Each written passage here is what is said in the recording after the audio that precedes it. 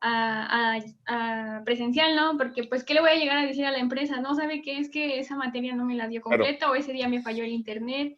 Pues ellos es como de, no sé, o sea, es que yo no puedo hacer nada, o sea, te tocó, ni modo, ¿no? Efectivamente. Sí, Pues, va a ser pues un tenéis gran que problema luchar para por ustedes. vosotros. Ujú. Hay eh, bueno, es que no me quiero enrollar, pero ahora se está trabajando mucho en un concepto que es el concepto del capitalismo del conocimiento. Bueno, el capitalismo, ¿dónde están los nichos de mercado? No los nichos de mercado, ¿dónde está la riqueza? Entonces, hoy en día comienzan los economistas a trabajar mucho con este concepto. Es decir, realmente la riqueza que se explota es la riqueza cognitiva. Son las capacidades y los conocimientos que poseen las personas, ¿no?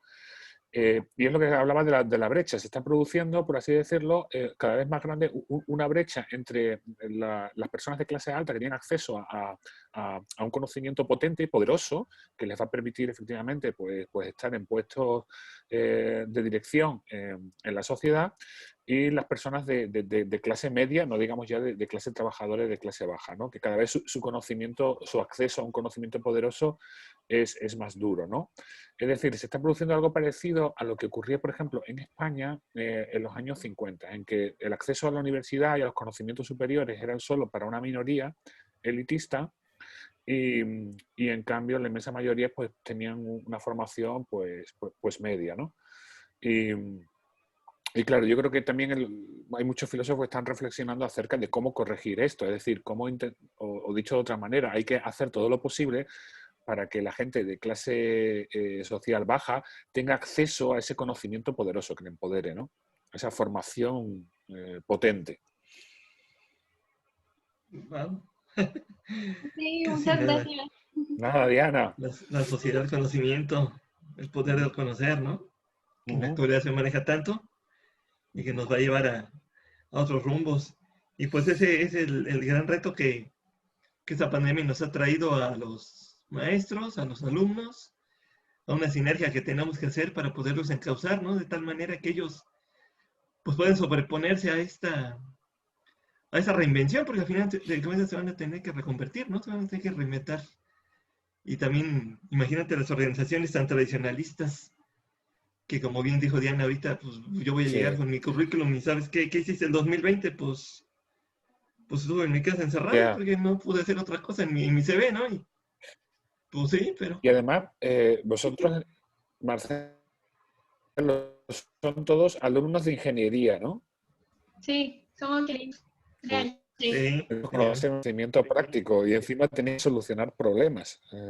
O sea, que- Sí, por ejemplo, nos ponen así como ejemplos de lo que se Ujú, tiene que hacer. Eran unas cuantas, pero es imposible también para los maestros aclarar ujú, todas. claro, efectivamente. A Es mí bien me complicado. pasó, por ejemplo, en el caso de la filosofía, que me contactaron varios de hecho, gente de América Latina que estaban estudiando lógica, que es muy parecida a la matemática. No sé si habéis visto algo durante la carrera, pero son muy parecidas.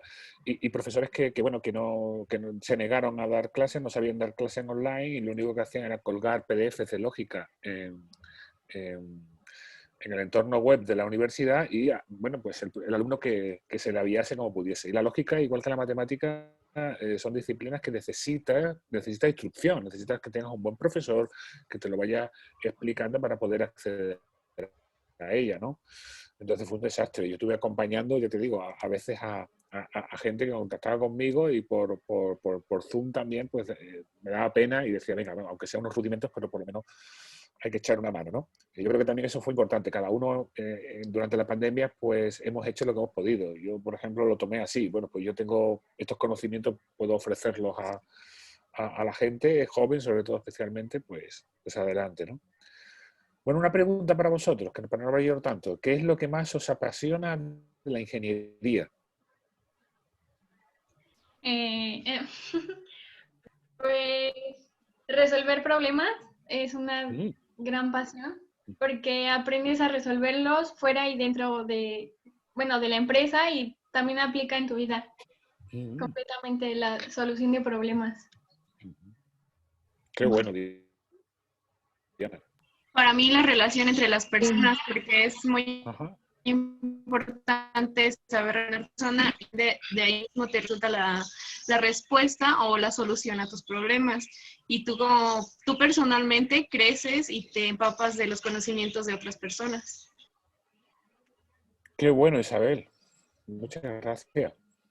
A mí, por ejemplo, en lo personal, lo que me gusta es que nunca dejas de aprender. O sea, realmente siento que la ingeniería es una rama en la que te puedes desarrollar tanto en un área como en otra. Entonces, como que siempre tienes ese campo abierto para decir, pues ahora voy por acá, no sé, terminas esto, el día de mañana vas por otro lado, ¿no? Entonces, como que esa libertad que tú tienes de desarrollarte en las diferentes áreas, siento que es una de las áreas que, bueno, de las cosas que a mí más me apasiona de la ingeniería, porque pues sí tienes un campo infinito de oportunidades para poder desarrollarte y seguir obteniendo conocimientos, ¿no? Qué bueno, qué bueno, Así qué es. bueno, Montserrat. Pues ahí están listos los chicos. ¿Ya están todos listos? Bueno, los que Ya llegaron, estamos. que los demás no pudieron Ujú. conectarse. Sí, bueno, lo que pasa es que Hay algunos que por tienen. acá, ahorita, Adelante, sí, Montserrat. de hecho, desde ayer en la noche se puso feo, bueno, el clima, y pues realmente por eso todos muchos tienen problemas de conexión porque en algunos lugares no hay Vaya. luz ni internet, o sea, nada. Mm. Entonces, es lo que ahorita nos perjudicó a la mayoría, ¿no? Que ahora sí la situación climatológica es lo que nos está afectando a la mayoría. Ujú. Muy bien. Pues De hecho, en la niebla. mañana aquí Por eso lo se vamos fue a. la luz. Díganles por ahí a los chicos que la voy a abrir a Facebook por si no se pueden conectar por esta vía. Y si por alguna forma se pueden conectar por ahí, pues que se conecten por ahí, ¿sale? Puede ser el enlace de una vez a Ujú. Facebook para que salgamos. Y empezamos la plática con Eduardo, porque ya esos chicos. ¿Tienen clase a la una, chicos? Ujú. ¿Chicos, tienen clase a la una?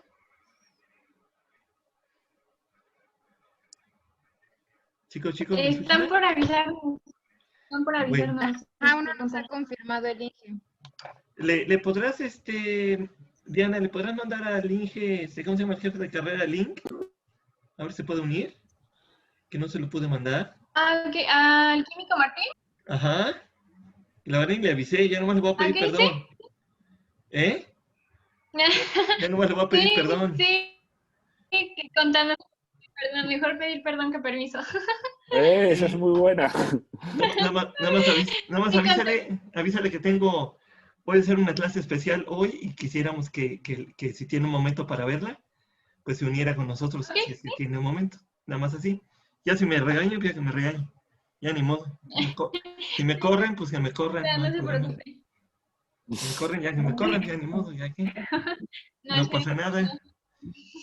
Así es esto de la rebeldía y preocuparme por ustedes, aunque se enojen.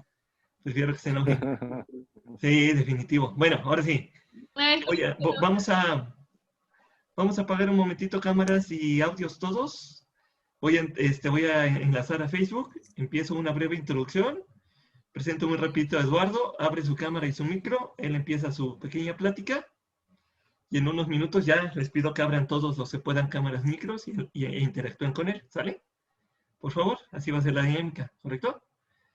Y si les avisa a su sí, maestro con gracias. y si les avisa a su maestro que van a tener clase con el que sigue, díganle porfa que nos regale 15 minutos, que no sea malito, ¿sale? Que nos regale 15 minutos para que hagamos valga la pena tener a Eduardo una hora, ¿sale? Entonces cerramos cámaras, micros todos y empezamos.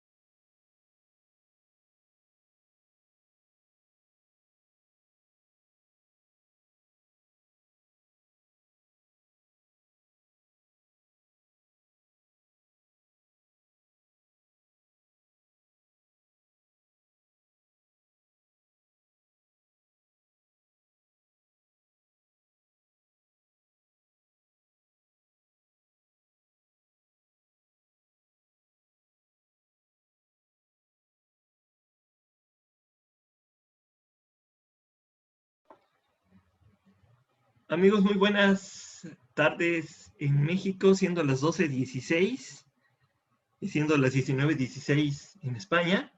Recibimos en esta tarde, en una ocasión especial, a un amigo, un reciente amigo muy querido que la verdad le estoy tomando mucho aprecio porque lo que puedo platicar con él es una persona maravillosa que nos va a regalar un tiempo muy, muy valioso de su actividad, que tiene muchísima actividad. Es un docente en nuestro hermano país España, muy connotado, y él maneja una rama muy especial que a muchos nos podrá parecer un poquito especial, diferente o particular, que no tenemos mucho contacto con ella, pero que es la filosofía, y él nos va a enseñar que la filosofía, contrario a lo que muchos pensamos, pues está al alcance de todas las personas, y él nos va a hablar de, de la filosofía en la calle, la filosofía callejera, la filosofía que todos podemos entender y platicar, mi querido Eduardo Infante. Eduardo, ¿cómo estás?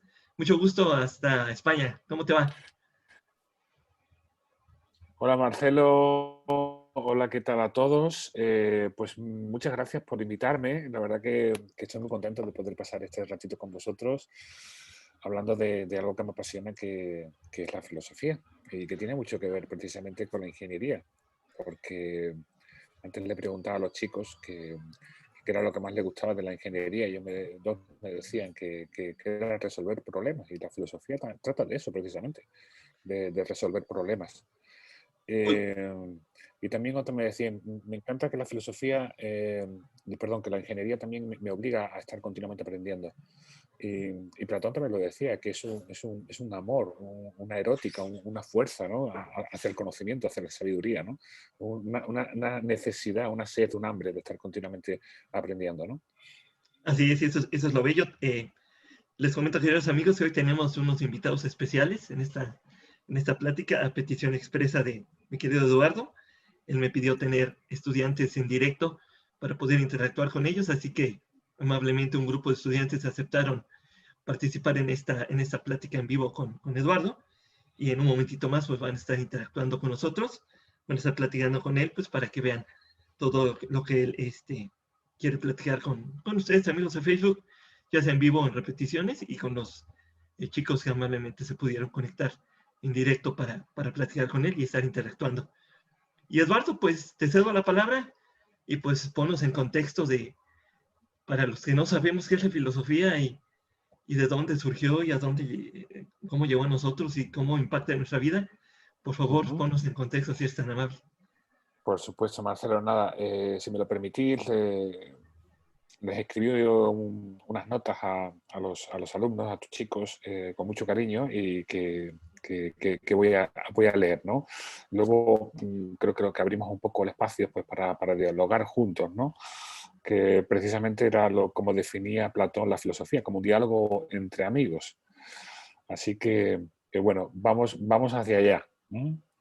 Fijaros, queridos amigos, ¿no? Yo me enamoré de la filosofía cuando tenía más o menos vuestra edad. Era un poco más joven. Cursaba mi último año de bachillerato justo antes de entrar en la universidad. Me enamoré el día que leí por primera vez el diálogo que Platón escribió sobre el juicio que condenó a muerte a su maestro, a Sócrates.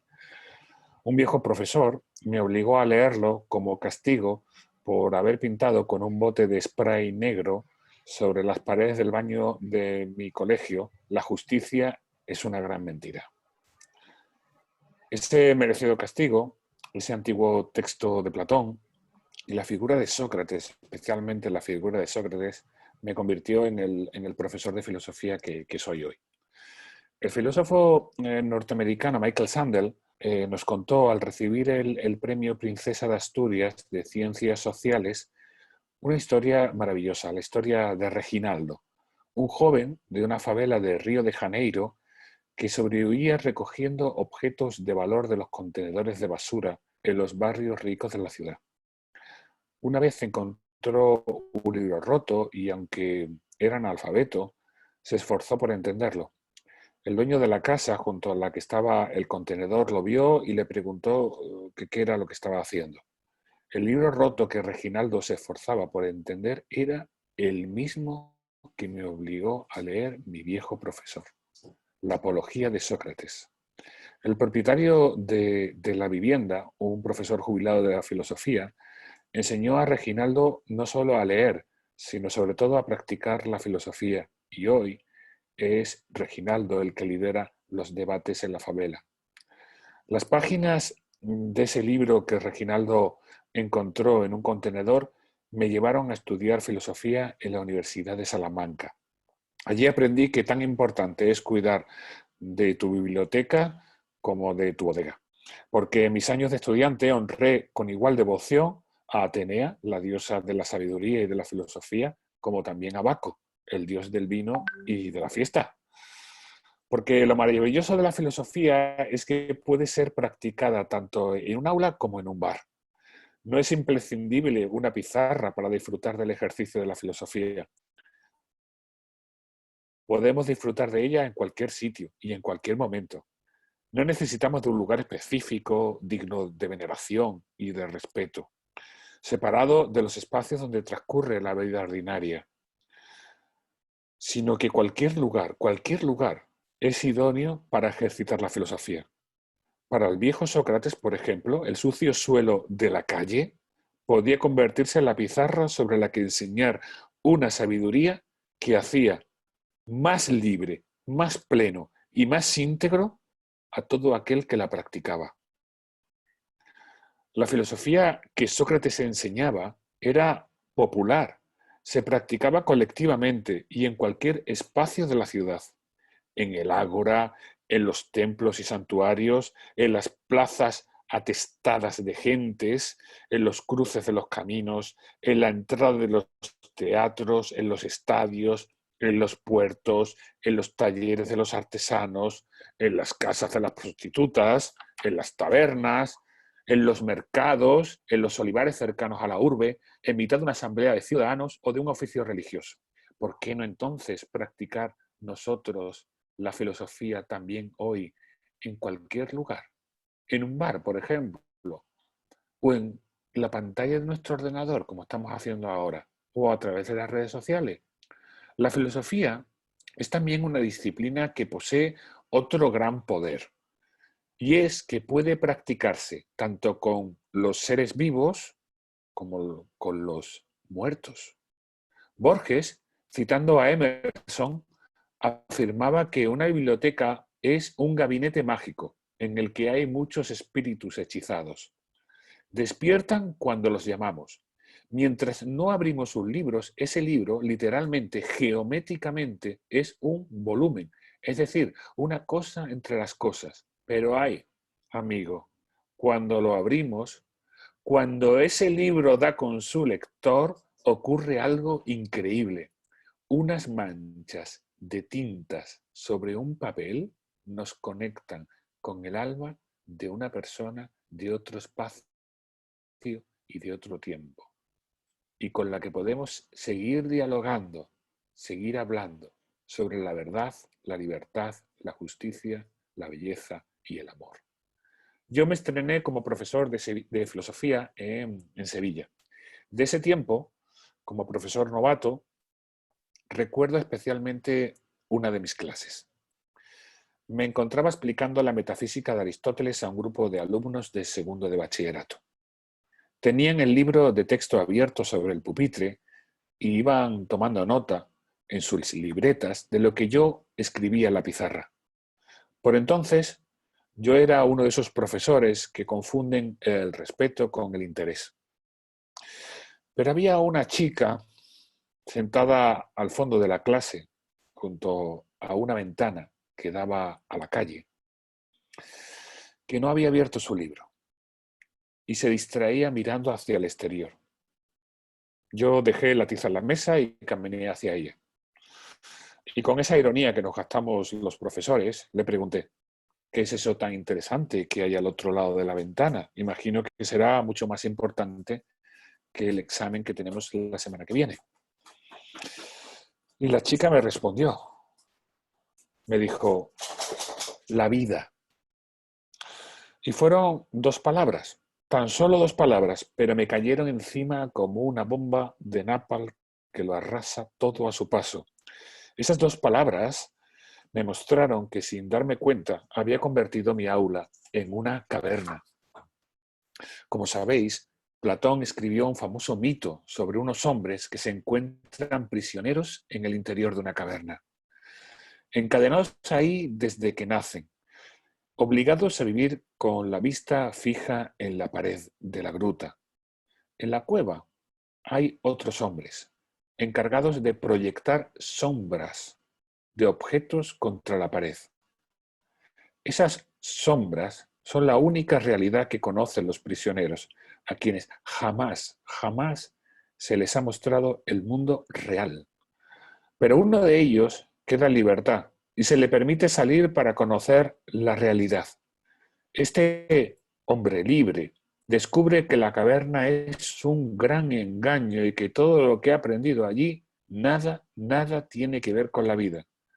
Ese hombre libre es el filósofo, que a pesar de haber escapado, siente que su misión es regresar a las profundidades de la caverna una y otra vez para salvar a sus compañeros.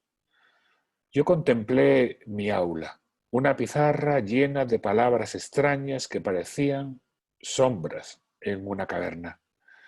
Los alumnos eran mis prisioneros, anclados en sus pupitres y obligados a mirar continuamente un encerado sobre el que yo llevaba meses escribiendo cosas que poco o nada tenían que ver con sus vidas. Los profesores, corremos el peligro de convertir nuestras aulas en cavernas, desconectadas de los problemas y las inquietudes de los alumnos. El currículum oficial selecciona unos temas, pero también oculta otros. Y curiosamente, los contenidos y los autores que quedan fuera de las aulas suelen ser los más subversivos y los más peligrosos. Al leer el programa oficial de filosofía da la sensación de que nuestra disciplina, la filosofía, solo se ha ocupado de problemas metafísicos, difíciles de entender y desconectados de las preocupaciones cotidianas de la mayoría de la gente. De igual manera, uno podría concluir que la filosofía es una disciplina exclusiva de varones, aristócratas y occidentales, lo suficientemente aburridos y ociosos como para discutir sobre cuestiones que a nadie le interesan. Pero chicos, hubo un tiempo en el que la filosofía nunca le buscó los 3 pies al gato, sino que le hablaba a todos y a todas, de manera simple y clara, y sobre problemas no solo cotidianos, sino urgentes. Las 2 palabras de mi alumna, de esa chica, la vida, me obligaron a reflexionar. Me hicieron volver hacia atrás, a la fuente, al origen de toda esta historia, a ese viejo libro y a ese viejo profesor. Esas 2 palabras, la vida, me recordaron que la filosofía no nació en un aula, sino en las calles de una ciudad, Atenas, en esas calles por las que Sócrates deambulaba. Sócrates ha sido siempre para mí un referente como hombre, como ciudadano y como maestro. Y él no fue un profesor de filosofía, él era un trabajador de la construcción que practicaba la filosofía en la plaza pública, deliberando con sus vecinos sobre el bien común. Sócrates se dirigía a sus alumnos con el término griego etairoi, es decir, los llamaba compañeros, amigos, eliminando con ello toda forma de autoritarismo tan presente todavía en nuestro obsoleto modelo de educación. El día después de que esas 2 palabras destrozasen mi aula, cerramos el libro de texto, borramos la pizarra y salimos a la calle. Y continuamos la clase en un parque. Interrogué a mis estudiantes sobre cuáles eran las preguntas que ellos se hacían, los problemas que realmente les inquietaban, las cuestiones que deseaban resolver. Y ese día la clase me la dieron ellos a mí, porque era yo quien ahora tomaba por primera vez apuntes en mi libreta. ¿Sabéis cuáles fueron sus preguntas? Las mismas que afronta el libro que escribí, Filosofía en la calle. Un libro que escribí para ellos, pero también para vosotros. Es decir, para todos aquellos que queráis atreveros a pensar la vida y a vivir el pensamiento. ¿Cuándo debemos desobedecer a la autoridad? ¿Tener pareja implica renunciar a la libertad? ¿Por qué existe el acoso? ¿Por qué existe el bullying? Es decir, ¿cuál es la raíz del mal en el ser humano? ¿Cómo convencerías a alguien de que no se suicide? ¿Qué hay de bueno en ser normal? ¿Quién decide y cómo se decide qué es lo normal? ¿Por qué hay que ser normal? ¿Por qué nos angustia tanto tener que elegir? ¿Es posible para un ser humano no elegir? ¿Por qué en los libros de texto no suele haber mujeres homosexuales ni inmigrantes? ¿Cómo se afronta una ruptura sentimental o cómo se supera la muerte de un ser querido? ¿Cuándo deberíamos fiarnos de lo que dice la Wikipedia? ¿Cuánta de la información que consumimos es propaganda? ¿Debería un hombre ser feminista? ¿Cómo sabes que tus palabras significan lo mismo en tu mente que en la mente de la persona que las está escuchando? ¿Es lo mismo decir te quiero que yo también? ¿Implantarías un control parental en el cerebro de tu hijo? ¿El avance de la ciencia y de la técnica debe tener algún tipo de límites? ¿Y quién debería poner esos límites? Estas fueron algunas de las preguntas que me hicieron mis alumnos y que yo fui desarrollando en el libro. Desde esa clase en el parque, en estos casi 20 años de docencia, he ido buscando filósofos y filósofas que tuvieran respuesta para las preguntas que mis estudiantes me formularon. Mis alumnos me recordaron que la filosofía es un ejercicio que consiste en un arte de preguntar. La filosofía es un amor no a la respuesta, sino a la pregunta. En el diálogo del banquete de Platón, Platón nos cuenta que la palabra que Sócrates emplea para hablar de amor es erótica, que guarda un gran parecido con erotan, que en griego significa hacer preguntas. Con este juego de palabras, Sócrates quiere advertirnos que la filosofía tiene más que ver con el preguntar que con el responder, porque la filosofía trata de esto, de derribar muros con preguntas, derribar los muros mentales con preguntas, derribar los dogmas y los prejuicios con preguntas. Por ello, desde esa clase en plena calle, he intentado transmitir a mis alumnos ese amor a la pregunta, conectando la filosofía con sus vidas y sus vidas con la filosofía. Porque, como nos advirtió Sócrates, una existencia sin reflexión, es decir, una vida que no se cuestiona, no merece la pena ser vivida.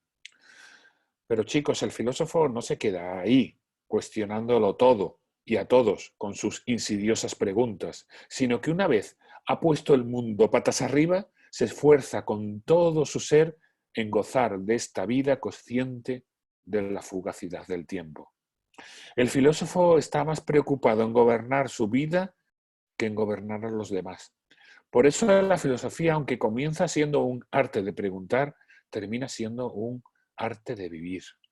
Es decir, de tener el coraje de construirse uno mismo su propia existencia y dotarla él de sentido. Martin Heidegger afirmaba que la mayoría de los hombres viven existencias anónimas, es decir, viven en el se dice y el se hace, es decir, que dicen lo que dicen porque es lo que todo el mundo dice y hacen lo que hacen porque es lo que la gente hace. Pero frente a esto, ¿no os apetecería tener una existencia auténtica? ¿No os agradaría empezar a decir y hacer lo que solo vosotros podéis llegar a decir y hacer? ¿Vais a seguir permitiendo que sean otros los que dicten cómo tenéis que pensar y cómo tenéis que vivir? ¿Os atreveréis a pensar por vosotros mismos? En nuestro mundo actual, monocolor en cuanto a las formas, modos y estilos de vida, necesitamos héroes filosóficos como vosotros, que asuman la tarea de encarnar la libertad de pensamiento, que se atrevan a pensar la vida y a vivir el pensamiento. En los años 70, un fotógrafo tomó una icónica imagen del filósofo francés Michel Foucault, con un altavoz en la mano, haciendo filosofía con los trabajadores de la Renault que se encontraban en huelga. Foucault nos enseñó a todos que la filosofía no solo pertenece al aula, sino también a la calle. Foucault nos enseñó que la filosofía debe estar presente en los nuevos espacios. Hoy, nuestro celular o la pantalla de nuestro ordenador es esa puerta que da a la calle, a una especie de plaza pública virtual donde nos encontramos para seguir debatiendo, para dialogar, para seguir construyendo ciudad y democracia. Las redes sociales son quizás los mercados en los que los ciudadanos de hoy nos encontramos. Estoy convencido de que si Sócrates tuviese un celular, estaría presente en las redes sociales, obligándonos a pensar y a dialogar con sus preguntas. Esa es la razón por la que desde hace ya algunos años yo uso especialmente Twitter para lanzar a todo el mundo, pero especialmente a mis estudiantes, preguntas con las que cuestionarnos la vida. El mundo digital hace tiempo que dejó de ser aparente para convertirse en ese espacio donde nos encontramos, para seguir dialogando. Por eso creo que la filosofía tiene que estar presente en ese mundo. Primero, cuestionando las respuestas obvias, es decir, aquellas a las que ya no pide nadie ni argumentos ni evidencias y que nos comemos con patatas. Segundo, combatiendo la estupidez, las pseudociencias, las fake news, los fascismos y los populismos, enemigos de la democracia. Y tercero, recordándonos que la apelación al mundo emocional, a lo puramente emotivo, siempre se ha usado para generar masas en las que el individuo deja de pensar y de ser libre. En nuestras manos está convertir las redes sociales en callejones oscuros o en ágoras democráticas. Detengámonos un momentito en analizar cómo es nuestro comportamiento en las redes sociales. El filósofo español Javier Sábada llamaba engrudo cómplice a esa actitud que a mí me parece muy preocupante y que consiste en aplaudir, es decir, en dar un like, en retuitear, en compartir, lo que no se entiende muy bien, no se conoce muy bien, pero uno cree que además de bonito tiene que ser verdadero. Esta epidemia puede terminar entronizando la mentira y la incultura en el seno y en el corazón de nuestras sociedades. Pero ¿de dónde proceden las opiniones que solemos compartir en nuestras redes sociales? Os pregunto, ¿son el resultado de un análisis objetivo y racional de esa información? ¿Entendemos lo que nos gusta o más bien forzamos a nuestro entendimiento a que acepte lo que nos gusta?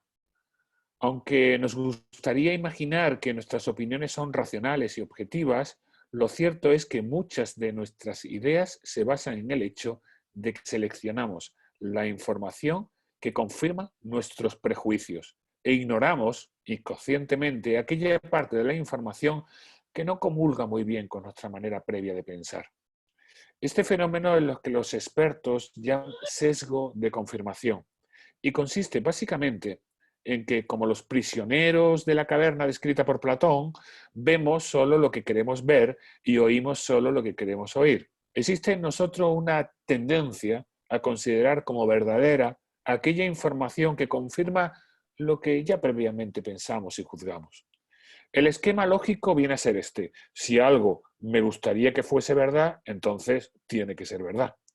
Hemos desarrollado una cierta incapacidad para aceptar las evidencias que demuestran que nuestras creencias son incorrectas.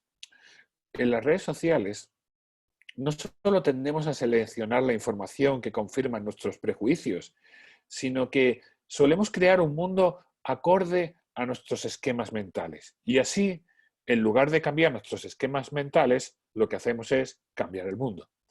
El filósofo surcoreano Chul Han ha estudiado en profundidad el fenómeno de las redes sociales y nos alerta de estos 5 peligros que deberíais tener presentes si queremos seguir convirtiendo el mundo digital en un mundo democrático. El primer peligro: no parece cierto eso de que las redes sociales nos facilitan el contacto con otros, porque solo sirven para encontrar personas que piensan exactamente lo mismo que tú, expulsando de la realidad todo aquel que piensa de manera diferente. Y esto tiene dos consecuencias. La primera, nuestro mundo se va volviendo cada vez más y más estrecho. Y la segunda, generan una atrofia del pensamiento, porque impiden confrontar nuestras ideas. Segundo peligro, la conducta gregaria, a sobreexponer nuestra vida privada en las redes sociales, destruye nuestra libertad. Nuestro comportamiento en el mundo digital está transformando la división tradicional entre el espacio público y el espacio privado. La privacidad es, chicos, de verdad, no lo olvidéis nunca, el lugar donde uno se construye su mundo interior y para ello tiene que alejarse del colectivo. Ese distanciamiento nos posibilita la reflexión, pero también la autonomía. Pero la tendencia generalizada es a que la gente se desnude en las redes, exhibiendo lo privado, y no por una imposición externa, sino por una necesidad creada de sentirse especial, de notoriedad, de sentir que realmente nuestras existencias no son irrelevantes, o de huir simplemente de la soledad. Pero cuando todo se vuelve transparente, es muy, muy fácil vigilar, controlar y dirigir. Fijaros en algo, en los totalitarismos no existe lo privado, porque todo se vuelve público y se elimina todo tipo de diferencia, pluralidad, identidad y, desgraciadamente, libertad. Tercer peligro, la indignación en redes no sirve absolutamente para nada. Las redes sociales parecen diseñadas para que pongamos nuestra indignación, nuestro enojo, nuestro cabreo, nuestro enfado en teclear en lugar de en actuar. Generan, sí, mucho ruido, pero mucho ruido que queda en nada. Nos limitamos a protestar, pero todo queda ahí. No hay ni acción política ni compromiso con ningún movimiento social. Cuarto peligro. Las redes sociales destruyen un nosotros para construir una sociedad de individuos aislados. Suponen, por tanto, el fin de la política y de la deliberación pública. Y quinto y último peligro. No solo le hemos dado vida a ese gran hermano descrito por George Orwell en la novela 1984, sino que además lo alimentamos. Google y otras instituciones vigilan nuestro comportamiento en redes para analizar y controlar nuestra psicología. Entonces, ¿qué hacemos? ¿Abandonamos las redes sociales? Al contrario. Siendo conscientes de estos 5 peligros, siendo conscientes de los peligros que entrañan, tenemos que conquistarlas y ganarle la guerra a la estupidez. Porque filosofar, queridos amigos, ha sido siempre eso, una constante lucha contra la estupidez, un continuo esfuerzo por salir de la caverna. Y si hoy estáis aquí, escuchándome, es porque el ejercicio del pensamiento libre os ha liberado de las cadenas y os encontráis ya fuera de la caverna. En la alegoría de Platón se nos cuenta que el hombre que fue liberado, cuando recordó a sus compañeros de cautiverio, se compadeció de ellos y sintió la necesidad de regresar para compartir lo que había descubierto. Pero sus compañeros se resistieron a cuestionar el mundo en el que vivían. Lo tomaron por un loco y se burlaron de él. Como aquel hombre que fue liberado, puede que a veces os pregunten, ¿para qué tanta insistencia en cuestionarlo todo y en hacer preguntas? ¿Por qué poner en duda lo obvio? ¿Qué necesidad hay de pensar de manera diferente? ¿Quién necesita salir de la caverna con lo calentito y acompañado que está uno aquí dentro? Y en definitiva, ¿de qué sirve pensar? ¿Para qué sirve la filosofía? Si alguien os pregunta que para qué sirve la filosofía, respondedle con total sinceridad que para nada, porque la filosofía no es útil, sino valiosa. Mirad, una de las cosas que más me cansa es tener que justificar la importancia de las humanidades en general y de la filosofía en particular. Es como si alguien te preguntase qué utilidad tiene besar. Exigir una acción sobre el beso ya delata que el problema no está en el beso, sino en la persona y en la valía de esa persona que pregunta por la valía del beso. Un sacacorchos es útil, pero Abrir una botella de vino y compartirle en una tarde con alguien a quien amas, eso es algo valioso. Y en el campo del conocimiento, también podemos separar los saberes útiles de los saberes valiosos. Todo saber que os enseñe a ser productores competentes de una mercancía es un saber útil. Aunque también deberíais preguntaros, ¿útil para quién? En cambio, todo conocimiento que os ayude a entender el mundo en el que vivís, a disfrutar de la vida y acercaros de alguna manera al bien, a la belleza y a la verdad, se convierte en algo valioso. El filósofo francés Gilles Deleuze afirmaba que cuando alguien cuestiona que para qué sirve la filosofía, nuestra respuesta debe ser agresiva, ya que la pregunta va cargada con ironía y con un poco de mala uva. La filosofía no es sirvienta de nadie. No sirve ni al Estado ni a la Iglesia. No sirve a ningún poder establecido. No acepta más autoridad que la de la propia razón. Si para algo sirve la filosofía, ¿sabéis para qué es? Para entristecer. ¿A quién entristecerá que vosotros practiquéis la filosofía con la misma cotidianidad con la que muchos ejercitan sus cuerpos hoy en los gimnasios? A todos aquellos que no desean que penséis por vosotros mismos, que os quieren sometidos, obedientes y estúpidos. Hay gente que entiende la educación como una herramienta para crear trabajadores. Y yo creo que esa es una idea no solo falsa, sino peligrosa. Como afirma Noam Chomsky, la pregunta que deberíamos hacernos es, ¿queremos tener una sociedad de individuos libres, creativos e independientes, capaces de retribuir a ellos? ¿O lo único que queremos es gente que aumente el Producto Interior Bruto? Porque lo uno y lo otro no son necesariamente lo mismo. Nuestra democracia corre el peligro de dejar la formación de sus ciudadanos en manos del poder económico.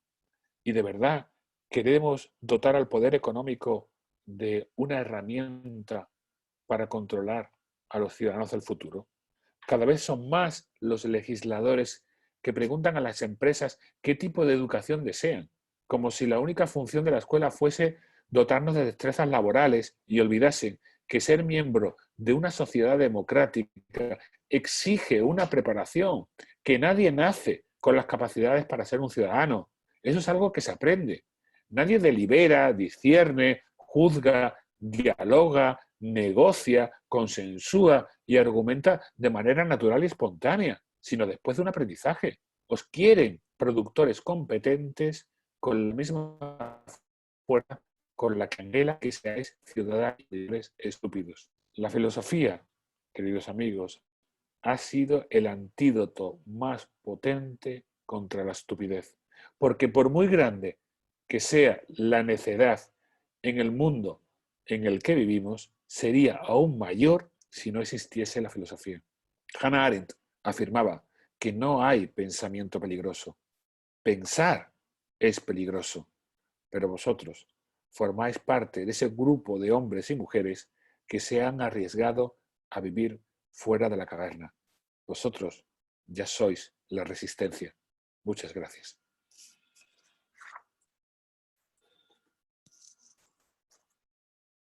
Marcelo, no sé, tienes cerrado el micrófono.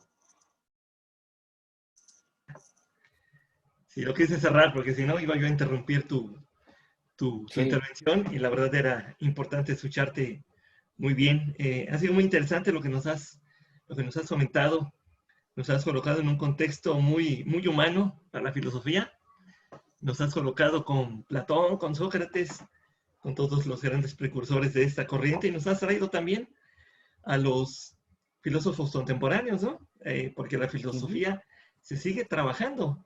Mucha gente pensaría que ya no hay filósofos nuevos, ¿no? O creadores de nuevo conocimiento en el área, y sin embargo hay mucha gente que está trabajando en ello, y a mí me llama mucho la atención, antes de ceder la palabra a los chicos para que interactúen contigo, que mencionas a Hannah Arendt, a la cual yo conocí por accidente, porque como puedes observar a mi espalda, tengo el nombre de Ana Frank, como lo puedes observar. ¡Ay! Sí. Tengo el nombre de Ana Frank a mi espalda, porque pues yo soy un un seguidor desde mi juventud del diario de Ana y todo lo que implicó esta parte de la historia. Ujú. Y de ahí para acá, pues me he metido mucho a leer y a estudiar todo esto, pues para entender lo que atinadamente tú manejaste en algún lugar.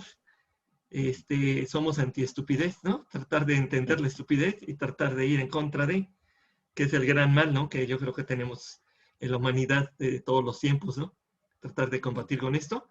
Y Hannah Arendt, curiosamente, fue una gran psicoterapeuta y ella tuvo en sus manos, para los chicos que están aquí escuchándonos, tuvo en sus manos el encargo de estudiar para definir si tenía que ser llevado a la muerte uno de los más grandes criminales de guerra del siglo XX, que fue Adolfo Eichmann, uno de los miembros más poderosos del nacionalsocialismo, del grupo de Hitler, el más allegado. Y a ella le tocó hacer una serie de entrevistas con él, analizarlo, psicoanalizarlo, y fue impresionante la conclusión a la que llegó Hannah Arendt respecto a Adolfo Eichmann. Cuando quieran, algún día lo podrán investigar y checar. Ahí les dejo la duda para que lo busquen, porque es una parte de la historia muy, muy importante también que deben de conocer, para que no se repita, ¿no? Y enrojemos con la filosofía y evitemos la estupidez. Pero antes de que hablen los chicos, Eduardo, platícame qué son, a ver cómo se llaman tus cápsulas en Twitter. Yo vi el nombre y ahorita se me fue el nombre. Ah, Filoreto, sí. Los retos, a ver. Hashtag Filoreto. A ver, platícanos un poquito de ellos. Bueno, bueno, a ver, voy por la historia corta.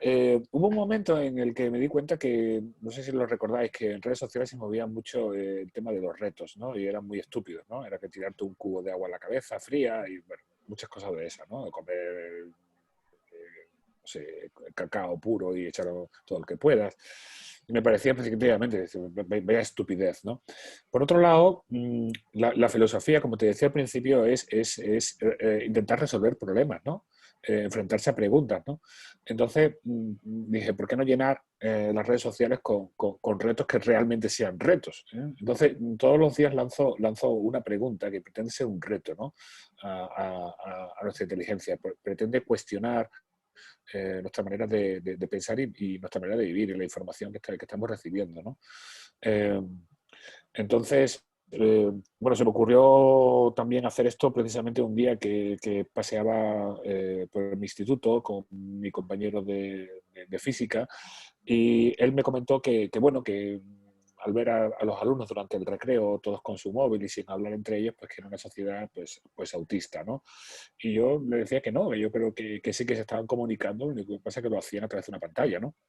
Y fue en ese momento en el que pensé, digo, ¿por qué no en vez de sacarlo de la pantalla, de ese mundo en el que ellos están, y meterlo en el aula de filosofía, no hago un poco al revés? Me meto el aula de filosofía en la pantalla, ¿no? Entonces abrí una cuenta de Twitter, ¿no? Y entonces comencé con toda esta historia, ¿no? Y bueno, algo que comenzó siendo para mis alumnos, ahora, bueno, pues está abierto a todo el mundo. Y la gente, la verdad que es impresionante, ¿no? La cantidad de gente que interviene, que se mete y que hace unas aportaciones impresionantes, ¿no?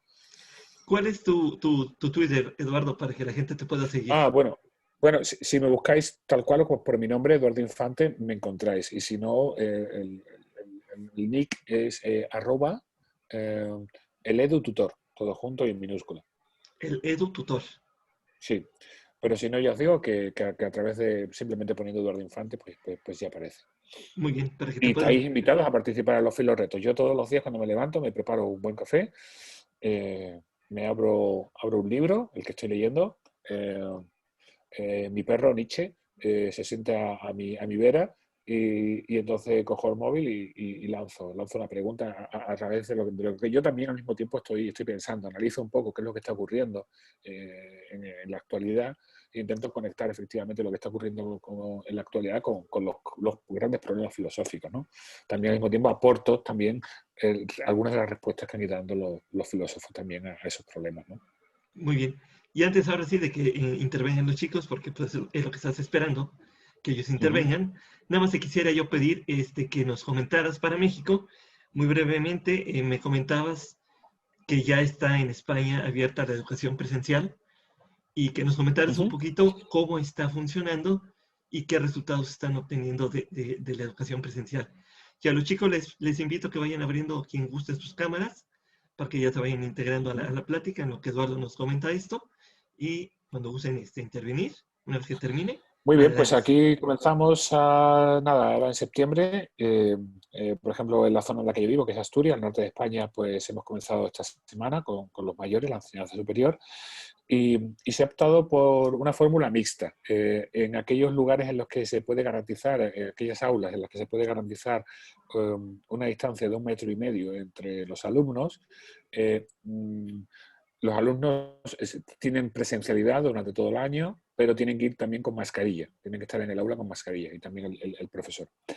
Y allí donde no se puede garantizar esa distancia mínima de seguridad, pues se han dividido los grupos en dos. Entonces, de tal manera que la semipresencialidad funciona así. El grupo 1 va a clase los lunes, miércoles y viernes, el grupo 2 va el martes y el jueves y a la semana siguiente turnan.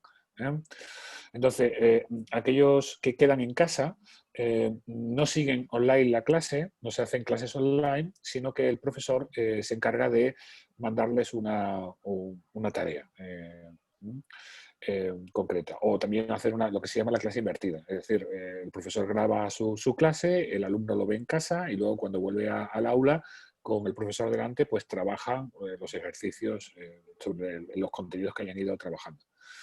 Y bueno, la cosa pues va como se puede. Yo creo que estamos intentando pues eso, garantizar el derecho a la educación de calidad a todos los alumnos y a ver cómo va a ir este año. Y me comentabas también un año de incertidumbre. Me comentabas a mí que están habiendo rebrotes, ¿no? Por allá. Y se están indicando cierres, ¿no? Otra vez. Sí. El problema que parece que hemos tenido en España es que hemos salido demasiado pronto del confinamiento, eso es lo que están diciendo los expertos, entonces estamos teniendo rebrotes localizados en determinadas zonas. Ahora mismo, por ejemplo, está muy mal Madrid. Madrid está fatal. De hecho, tiene varios barrios de Madrid que están confinados y ahora mismo hay seguro que la semana que viene va a estar confinada, cerrada totalmente Madrid. No se ha confinado antes pues porque ahora mismo hay un conflicto entre el gobierno local de Madrid y el gobierno nacional, porque son partidos diferentes. Entonces, bueno, la política, desgraciadamente, como siempre, suele ser partidista en vez de preocuparse por el bien universal, el bien común, ¿no? Es muy triste. No sé qué tal vuestros políticos por allí, pero los políticos de acá dejan muchísimo que desear. No te preocupes, es mal universal. Es un mal universal, ¿no? Es un mal universal. Desafortunadamente. Sí. Bueno, pues vamos a pedir a los chicos. Tenemos 12 minutos para que no atrasemos mucho también a Eduardo con sus actividades, porque ya tiene actividades programadas y no quisiera yo retrasarlo. Tenemos 12 minutos para platicar con él. Chicos, les cedo los micrófonos. Lo que gusten platicar con él, preguntarle, intervenir, interactuar, adelante. Es todo suyo. Adelante. Quien guste. A ver, Diana. Adelante, Diana. Una pregunta. Bueno, usted habla que pone retos diarios en su Twitter, ¿no? Entonces, aquí y ahora, ¿qué reto nos pondría a los que estamos escuchando esto? Ajá, pues a ver, yo por ejemplo, esta mañana puse uno, ¿no? Que es un problema muy clásico relacionado con una noticia que hemos tenido en España, y es que el presidente de Cataluña ha sido inhabilitado, ha sido expulsado por desobedecer a la justicia. Por una cuestión política. Como sabéis, hay un conflicto entre el gobierno catalán y el gobierno español, y hay una gran parte de Cataluña que quiere independizarse, quiere separarse de España, ¿no? En este caso, él por una cuestión ideológica y por una cuestión de principios que creía justos, a pesar de que había un mandato judicial de que no debería colgar durante la campaña electoral, colgar una serie de carteles a favor de la independencia catalana, él desobedeció, ¿no? Y entonces, a partir de aquí, marqué este problema, que es un problema clásico, que es si en algún momento y bajo qué condiciones está moralmente admitida la desobediencia, ¿no? es un problema, por un lado, que es muy clásico, viene de una tragedia griega que os recomiendo que leáis, que es Antígona, en la que Antígona enfrenta una ley superior, la ley que ella entiende que es la ley de la conciencia, lo que dicta su razón. No os voy a contar toda la historia de Antígona, porque además os haría spoiler y merece la pena, con la ley política, con la ley en este caso del rey, ¿no? Luego hay otros autores, por ejemplo, como Tomás de Aquino, que también creía que había un derecho no un derecho solo, sino iba más allá, había una obligación de desobediencia a la ley civil, a la justicia civil, cuando tu conciencia te dicta que lo que la ley te está obligando es algo que va en contra del bien, del bien universal, del bien mayor, ¿no? Hay también otro autor, por seguir, que es Kant, que estaría totalmente en contra de todo esto. Y diría que bajo ningún concepto se puede desobedecer a la justicia porque no puede haber un derecho de rebelión, un derecho de desobediencia, porque ningún código legal sería absurdo que un código legal pusiera dentro de su código, por así decirlo, el virus que destrozaría el propio código legal, ¿no? Sería como autodestruirse, ¿no? Y luego hay un autor también magnífico, que es quizás el que más ha reflexionado sobre el tema de la desobediencia, que es un filósofo americano, que es Thoreau, que de hecho tiene un articulín que recomiendo que leáis, que se llama Desobediencia Civil. Y él, por ejemplo, se negó a pagar impuestos al gobierno porque había pensado que tú con tus impuestos estás sufragando una determinada política. En esa época estaban ocurriendo en Estados Unidos dos cosas. Por un lado, el gobierno de Estados Unidos fomentaba y legalizaba la esclavitud, y por otro lado, curiosamente, tenía una guerra que Thoreau consideraba totalmente ilegal e ilegítima, que era la guerra con México. Y entonces Thoreau decía, yo, aunque me metan en la cárcel, y de hecho él llegó a ir a la cárcel, sabiendo, ¿no? Es decir, un hombre tiene que, decía él además una frase muy bonita, un hombre tiene que ser primero hombre antes que ciudadano. Entonces, bueno, aquí hay mucho debate, es decir, tenemos que intentar encontrar cuál es el principio, porque no vale decir no cuando me apetece o cuando me gusta, o en un caso sí o en un caso no. Es decir, es bastante complicado ahora, por eso te lo marco, el intentar determinar en qué momento puede estar justificado además incluso ser una obligación, romper una norma legal en este caso. Bueno, y todo eso lo hago mucho más corto en una simple pregunta que me cuesta bastante, ¿no? No, pero bien. Gracias. Sí. Ahí está la pregunta para ti, Diana. A ver, le vas a Sí, tener Por que ejemplo, mandársela a su otro Twitter, reto que se me ocurre, otro reto que se me ocurre es que, lo voy a poner hoy, ahora precisamente después de esto. Acabo de leer que en el último informe PISA, que es el informe internacional que se hace sobre la educación, ha salido un dato que me parece muy preocupante. Y es que, especialmente en España, pero también en el resto de países de Europa, los alumnos, solo el 10% de los alumnos saben distinguir entre una opinión y una información. Solo el 10% saben distinguir entre una opinión y una información. No saben distinguirlo, ¿no? Entonces, un reto podría ser eso. Es decir, ¿cómo podríamos, qué criterios podríamos usar para distinguir en la pantalla de nuestro móvil qué es opinión y qué es información, ¿no? Sí. De hecho, yo creo que haciendo esa pregunta es como luego vemos, por ejemplo, en redes sociales, luego me meto mucho en los comentarios y hay personas que ponen su opinión, ¿no? O sea, opinión, como usted dice, y mucha gente lo toma como información, y ahí es donde usted estaba hablando de que mucha gente se ofende, o mucha gente, ahí es donde también es importante reconocer. Mucho. Ese sería otro reto, muy interesante. Es una buena pregunta. ¿Existe un derecho a no sentirse ofendido? Porque eso lo utiliza mucho la gente en redes sociales. No, yo no quiero que bloqueen a esta persona por lo que está diciendo porque me ofende. ¿Pero realmente existe un derecho? Yo siempre hago preguntas, no digo, pero bueno, lo pregunté. Sí. Así es, excelente. Sí, ahí está tu pregunta, Diana, tu tarea para que se la mandes a Eduardo a su Twitter, por favor, para que le respondas. Sí. Fabiola, ¿quieres intervenir, Fabiola? Te veo que ya estás apareciendo por ahí. Bueno, Martín, bienvenido, muchas gracias por acompañarnos. Un momentito, gracias. Gracias, maestro. Disculpe, Gracias, entonces, maestro. muchas gracias. No, muchas gracias por estar aquí. Le presento al maestro Eduardo Infante, desde España. Nos está haciendo favor de platicarnos sobre la filosofía de la vida. Los chicos que ya están a punto de salir de la carrera, yo creo que es importante que también entiendan que sus opiniones y su actuar y su desempeño y su comportamiento tienen mucho impacto en lo que van a presentar hacia adelante. Entonces, amablemente, el profesor Eduardo es maestro en España de filosofía. Aceptó la invitación para platicar hoy y me puso nada más una condición, tener estudiantes para poder interactuar con ellos. Entonces, por eso me atreví a tomar la hora de videosesión que tengo con ellos hoy para platicar con ellos. Entonces, yo como acostumbro a pedir perdón antes de pedir permiso, pido una disculpa, pero creo que vale para ellos la pena enriquecer su mente con elementos ahorita ya están a punto de salir de la carrera, tan cerca de salir. Cierto, maestro, le agradezco mucho y muchas gracias, maestro Eduardo, de verdad, por apoyarnos en nombre de los estudiantes. Saludo a todos mis compañeros estudiantes, mucho gusto en saludarles y qué bueno que aprovechen estas oportunidades. Discúlpenme que llego un poco tarde, estaba en otra actividad, pero dije, voy a conectarme a ver si todavía puedo saludarlo siquiera, pero de verdad, maestro Eduardo, muchísimas gracias y estoy aquí al pendiente en lo que ustedes consideren, en lo que yo pueda apoyar, aquí estamos al pendiente. Mucho gusto y gracias. Sigan con la actividad, yo nada más estoy acá observando. Muchas gracias, gracias. Gracias, ingeniero, qué amable, muchas gracias. A ver, Fabi, ¿quieres preguntar algo a Eduardo? Adelante, por favor.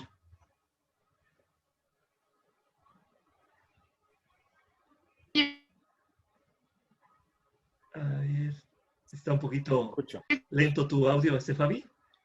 Está fallando tu conexión. Pues, a ver, si quieres cierra tantito tu cámara, a ver si se mejora tu audio. A lo mejor te ayude. Nada más abre tu audio, a ver si te escuchamos. Adelante, Fabi. O si quieres... si no puedes utilizar el chat. Ajá, anótame en el chat, Fabi. Y por lo mientras, Monse, si quieres preguntar algo, adelante, por favor. Y alguien más que use preguntar, prepárese para preguntar, por favor. Sí, bueno, yo estaba tomando en cuenta en que, bueno, estaba explicando los 5 aspectos, ¿no? En el que básicamente estamos nosotros expuestos en cuanto a las redes sociales. Y bueno, el que más me llamó la atención fue en el quinto, en donde, y bueno, como mencionó mi compañera anteriormente, constantemente estamos en constantes cambios en el que a veces un comentario puede afectar a un montón de gente, ¿no? Entonces, realmente nosotros, ¿cómo podemos hacer o tratar de expresar nuestro pensamiento sin que se vea de mala forma o sin que lo tomen a mal? O sea, eso es a lo que yo me refiero. ¿Cómo nosotros podemos o qué estrategia nosotros podemos utilizar para que nosotros, como dice usted, que pensar está malo, pero por ejemplo también es bueno expresar nuestro pensamiento y no ir siempre con los demás, ¿no? Entonces, nosotros, ¿cómo es que, o cuáles serían los primeros pasos que nosotros podríamos dar para empezar con eso, ¿no? A empezar a defender nuestra postura, nuestro pensamiento, sin que sea juzgado ni sin que tengamos que esconderlo más que nada por la cuestión de el qué dirán de afuera. Sí, sí.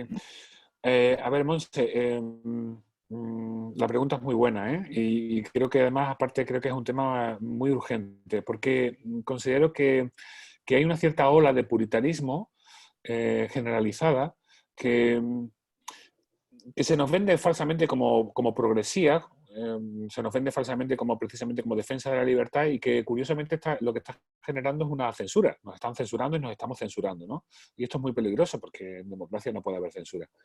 Entonces, yo antes se lo comentaba a Diana en forma de pregunta, pero ahora te lo digo en forma de respuesta. Es decir, no creo que exista un derecho a sentirse ofendido. Es decir, si te ofende, pues lo siento, o sea, es tu problema, ¿no? Porque las ideas se defienden con argumentos y con evidencia. Vosotros que tenéis formación científica lo entendéis. Es decir, o sea, a mí me da igual lo que usted sienta. Usted, si me quiere demostrar que determinada idea es cierta, pues pruébemelo. Si estamos hablando del campo de la ciencia, pues utiliza el método científico, ¿no? Y si estamos hablando del campo de la filosofía, pues utilicemos la lógica, ¿no? Es lo más parecido a la matemática, ¿no? Es decir, utilicemos también el pensamiento en este sentido, ¿no? Entonces, sí es cierto, y eso lo digo yo mucho a mis alumnos, es decir, creo que es muy importante, si tenemos que seguir una norma, son las normas de la educación y la cortesía en nuestra manera de hablar. Es decir, tenemos que ser educados con las personas con las que no estamos de acuerdo, y creo que hay que seguir también esas normas del diálogo, ¿no? El diálogo filosófico no es cualquier tipo no es simplemente, es como el ajedrez, por así decirlo, es decir, tiene una serie de normas que hay que cumplir, no cualquier hablar con otra persona es un diálogo filosófico. El primer punto de partida del diálogo filosófico es una actitud que tenemos que tener, que es la de partir del hecho de que quizás yo esté equivocado. Entonces, para ponerte un ejemplo, bueno, os recomiendo que veáis un ejemplo actual de diálogo filosófico, lo tenéis en YouTube, es muy bueno, y es un debate que se organizó en la Universidad de Oxford, creo que hace, va pasando el tiempo, quizás 10 años, se organizó en torno fue muy curioso, al tema de si Dios existe, la existencia de Dios. Lo organizó un filósofo, Anthony Kenny, y invitó a dos compañeros suyos. Por un lado estaba nada más y nada menos que el arzobispo de Canterbury, uno de los grandes teólogos a nivel mundial, y por otro lado estaba Richard Dawkins, que es un biólogo, bueno, es el biólogo más reputado que hay y declaradamente ateo, ¿no? Ha escrito mucho, tiene un libro muy bueno, se llama El espejismo de Dios. Y bueno, Anthony Kenny presentaba el diálogo, curiosamente dice, yo me manifiesto agnóstico, no lo tengo claro, y precisamente por eso organizo este diálogo con estos dos colegas. Lo vamos a hacer de manera pública porque me gustaría escuchar cuáles son sus argumentos, ¿no? Entonces, en ese momento toma la palabra Richard Dawkins, y Richard Dawkins dice abiertamente, yo no creo en Dios, ¿vale? Pero me interesa mucho, porque tú eres una persona muy inteligente, le dice, saber cuáles son las razones por las cuales tú crees en Dios.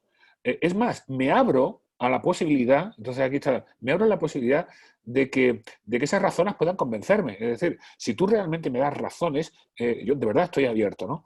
Entonces, este es el punto de partida. Y luego, como digo, es decir, los dos son firmes en aceptar lo que ellos entienden por verdad, en exigirse pruebas, pero lo hacen desde una cortesía y de una educación tremenda. Entonces, las reglas creo que son esas, pero nunca y bajo ningún concepto podéis permitir que os impongan las reglas de me ofende, ¿vale? Es que esto es ofensivo para determinado colectivo. Pues si es ofensivo para determinado colectivo, pues que el determinado colectivo vaya al psiquiatra o al psicólogo y que trate su manera de ofenderse. Porque además es que las emociones son totalmente subjetivas y tampoco podemos encontrar un criterio para ofendernos. De la misma manera que yo no controlo de quién me enamoro y quién me apasiona, usted no me puede obligar, por ejemplo, a que yo me apasione por, qué sé yo, por el rugby. Bueno, pues ya me gustaría, ¿no? Yo lo pongo también con el caso del amor. Es decir, yo no elijo el objeto de mi pasión, yo no elijo la chica de la que me enamoro. De hecho, cuando tenía vuestra edad, me enamoré de la que menos me convenía. Y a veces pensaba y decía, joder, tenía una amiga que me venía, digo, si es que me encantaría poder estar enamorada de mi amiga porque racionalmente es la que me conviene, pero sobre las emociones uno no gobierna, ¿no? Por eso hay que tener mucho cuidado con el tema de lo emocional. Tenéis que intentar, creo yo, revelaros a ese puritanismo que intenta censuraros y evitar efectivamente que podáis expresar el pensamiento. Bajo la tiranía, yo lo llamo así, de lo políticamente correcto. ¿Eh? Esto no se puede decir, esto no se puede decir, o no se puede decir. ¿No? Si alguien se ofende, muchas gracias. el problema nada, perdona, yo me pongo a hablar y no paro. No, sí, está bien, está bien.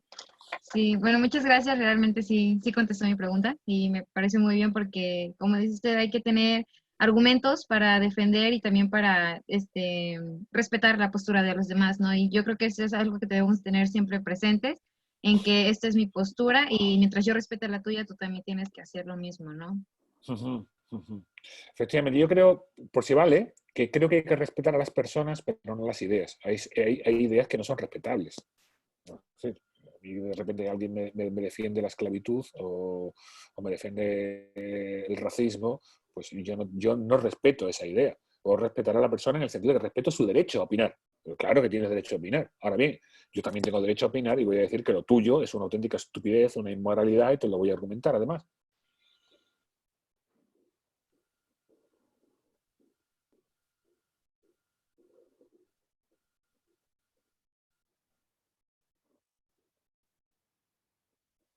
Marcelo, no sé si estabas hablando, pero no te escuché, tienes el micrófono cerrado. Lo cerré, perdón, discúlpame. Ah, A ver, dice, hola, soy Juliet Álvarez, estudiante de Derecho. ¿Cómo podemos conceptualizar el mito de la caverna con el mundo actual? uf, madre mía.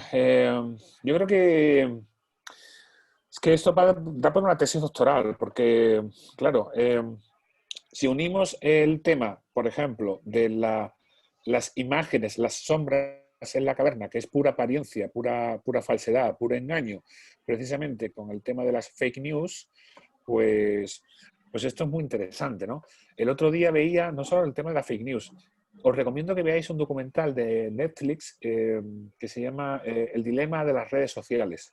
Y está muy bien porque los que hablan en ese documental son los ingenieros, por cierto, que han diseñado pues Instagram, Twitter, Facebook, y el que trabaja en Facebook es un alto directivo y un ingeniero, uno de los que lo diseñó, que se arrepiente de haber diseñado ciertas cosas, comenta que, que claro, el peligro que está ocurriendo ahora mismo y hace que la gente se informe solo y exclusivamente a través de las noticias de Facebook, hace que Facebook literalmente te crea un mundo, una caverna para ti. Es decir, no, es todavía más peligroso porque no es que cada uno de nosotros estemos viendo una imagen falsa de la realidad, una imagen distorsionada de la realidad, sino que la imagen que cada uno tenemos es diferente. No sé si a veces os ha pasado precisamente con temas de redes sociales de ver a alguien que dice, pero bueno, parece que este hombre está escuchando o leyendo unas noticias totalmente diferentes a las mías. Y es así. Es decir, las noticias que una persona, por ejemplo, de izquierdas, radical, lee, son totalmente diferentes. Es que él ni siquiera le llega las noticias que puede leer una persona de centro o una persona de derecha, ¿no? De tal manera que efectivamente existe una distorsión tremenda de la realidad, ¿eh? Entonces, creo que más que nunca vivimos en un mundo que cada vez se nos presenta más como aparente y donde parece que es más difícil acceder a la verdad, ¿no? No sé si contesté, ¿eh? Sí, gracias. Y bueno, Fabiola, creo que aquí en el chat... Ah, no. Aquí se vive mucho eso, por ejemplo, con lo que estamos viviendo con el ser feminista, ¿no? Sí. Siento que se está, como usted dice, como moviendo mucho de realmente qué es el feminismo, qué es lo que quieren, y más que nada la igualdad, ¿no? O sea, Sí, Diana, el ejemplo es muy bueno. Yo lo veo también porque creo que es a nivel mundial. Ha habido una tergiversación brutal de qué es el feminismo. De hecho, yo trato de ese tema en mi libro. Hay un capítulo dedicado al tema del feminismo. ¿Y qué ocurre? Me ha pasado con alumnos míos que de repente cuando sale el tema se ponen muy agresivos, sobre todo algunos varones, y utilizan un término, no sé si en México lo utilizáis, que es feminazi. En vez de feminista, utilizan el término de feminazi, ¿no? Y cuando les pregunto, digo, pero ¿por qué quieres decir con eso? ¿No? Entonces me dicen que las feministas lo que quieren es, están en contra de los hombres y quieren quitarle los derechos a los hombres. Entonces, cuando intento dialogar con ellos, digo, ¿pero dónde sacáis esa información? Pues en ningún, quiero decir, podéis entrar en cualquier asociación feminista, que es muy fácil, además lo hago en clase, entremos en Google, buscamos cualquier asociación feminista, entramos en sus principios, vamos a ver exactamente si lo defienden o no. Y ellos mismos se sorprenden, porque dicen, pero esto no es lo que yo he leído. Entonces, de repente, entramos en sus redes sociales y vemos que siguen a grupos que son opositores a los feministas y lo que hacen es que, y solo leen esa información, leen una información que, como dices, por eso digo un muy buen ejemplo, que es una sombra del feminismo, en la caverna. Eso no es el feminismo. Es decir, como bien sabéis vosotros, por ejemplo, el feminismo lo creó Simone de Beauvoir en El segundo sexo. A partir de ahí se han hecho muchísimas literaturas, pero ahí queda clarísimo, porque ella utiliza ese término, lo crea ella y lo define, ¿no? ¿Vale? Entonces, el movimiento feminista lo que busca es una igualdad de derechos entre hombres y mujeres, ¿no? Sería el equivalente al movimiento por los derechos civiles, ¿no? Yo también eso lo digo, es decir, las marchas que había por la defensa de los derechos civiles en Estados Unidos se entendía que no era una cuestión de negros, ¿eh? Es decir, cualquiera podía defender eso. Fíjate cómo precisamente se insiste muchísimo que a nivel mundial, y se repite, pero no llega, no cala, ¿eh? Es decir, que el feminismo es una cuestión de derechos humanos. ¿Eh? Sí, Una Así cuestión es. humana, ¿no? Así es, sí. efectivamente. Muy bien. Y Fabiola, Así que es. por ahí quería comentar algo, aquí nos sirvió y dice, bueno, lo que sucede es que a mí me llamó mucho la atención la parte en la que mencionaba que una chica comentó que algo más importante que el examen era la vida y que el profesor lo tomó como ejemplo, o sea, Eduardo lo tomó como ejemplo y aterrizó en su realidad, ¿no? Que la chica tenía una perspectiva diferente y dice, yo me identifico como estudiante, pues en algunas ocasiones muchos de los profesores vuelven rutinario a ir al colegio, impartir una clase, no se toman un momento para tener una verdadera conexión con los alumnos, preguntando al usuario su perspectiva de la vida y cómo ellos se relacionan con los cambios y exigencias que surgen cada día. Efectivamente, Fabi, por eso me atreví a hacer este ejercicio con ustedes hoy, y más que ya están a punto de salir de la carrera, y bajo lo que comentamos hace un momento, maestro ingeniero Martín, de que los chicos están muy preocupados porque pues prácticamente se van a llevar un año de educación a distancia, que por más que hagamos los intentos porque sea lo mejor que se pueda, y Eduardo coincide, pues no le falta la parte cálida, ¿no? La parte del afecto, Sí. la parte de la comunicación, de verlos, de Y saber el qué les tequila. pasa, ¿vale? Y el tequila. Y el tequila, El no poder obviamente. compartir físicamente. Claro. Exactamente.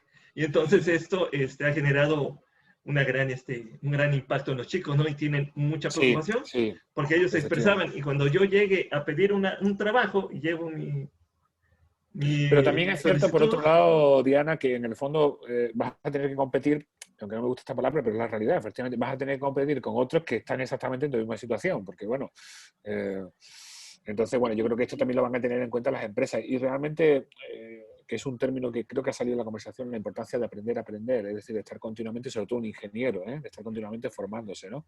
Entonces sí, puede ser, por así decirlo, un retardo lo que habéis tenido, pero también, por otro lado, yo creo que también habéis aprendido, quizás habéis aprendido menos matemáticas, pero también habéis aprendido a de repente solucionar un problema, tanto alumnos como profesores. Esto no se lo esperaba a nadie, y esto sí que es un problema, y de repente era, joder, tenemos que intentar, perdón por el taco, tenemos que no te intentar, preocupes.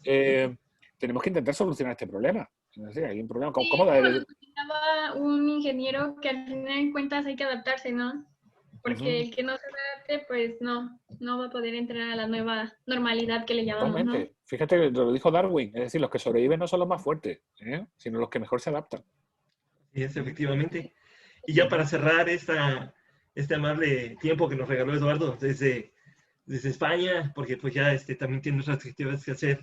Y seguramente ya lo están observando un poquito con ojos filosos de que ya se apure.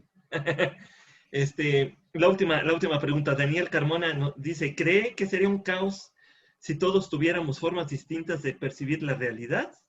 ¿Las organizaciones se romperían? Muy interesante la pregunta. Hay una teoría, Daniel, pues si te interesa, que es de Friedrich Nietzsche y que luego en España desarrolló Ortega y Gasset, que es el perspectivismo. Y que dice que realmente cada ser humano, Ortega lo dice de una manera muy bonita, dice que lo que mis ojos ven, solo lo pueden ver mis ojos, porque solo mis ojos ocupan un lugar en el espacio que no puede ocupar nadie más.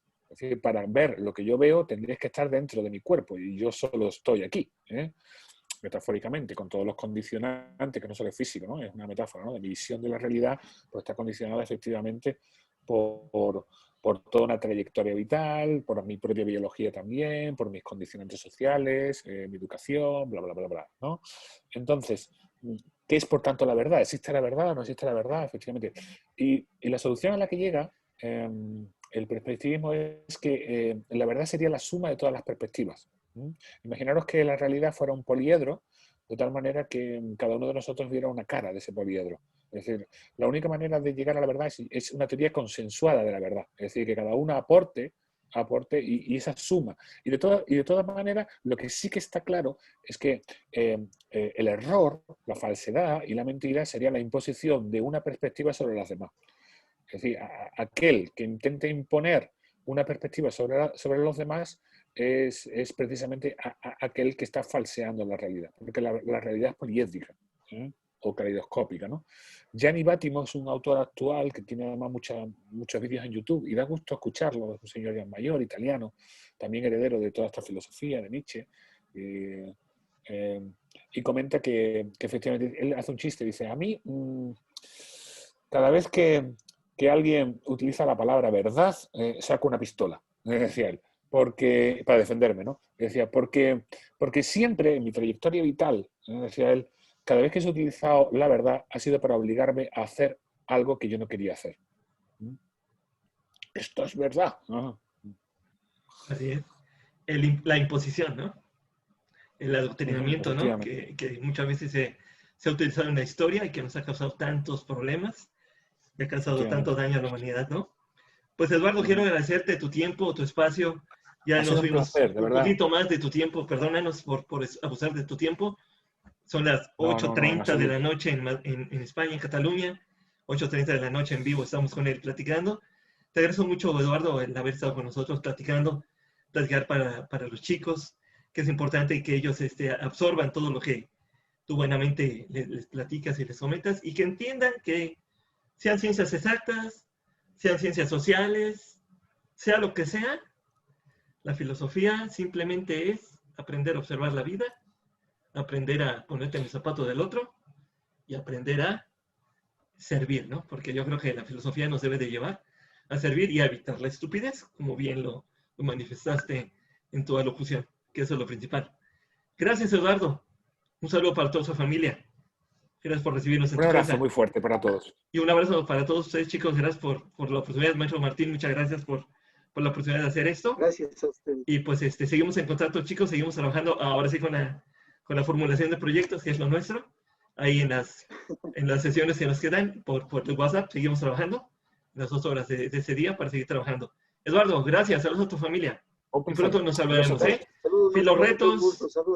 Filorretos, no los olviden. Filorretos, Twitter, Filorretos. Gracias a todos. Cuídense. Nos vemos, chicos, ¿eh? Nos vemos en un ratito, en media hora. Sí, gracias, maestro Marcelo. Perdona a su maestro gracias. Que seguía, ¿eh? Ya me alargué. Perdona a su maestro que seguía. Ahí me disculpan con él, por favor. Ya me alargué más del tiempo, perdón. Gracias, perdón. Cuídense. Gracias. Hasta luego. Buenas tardes.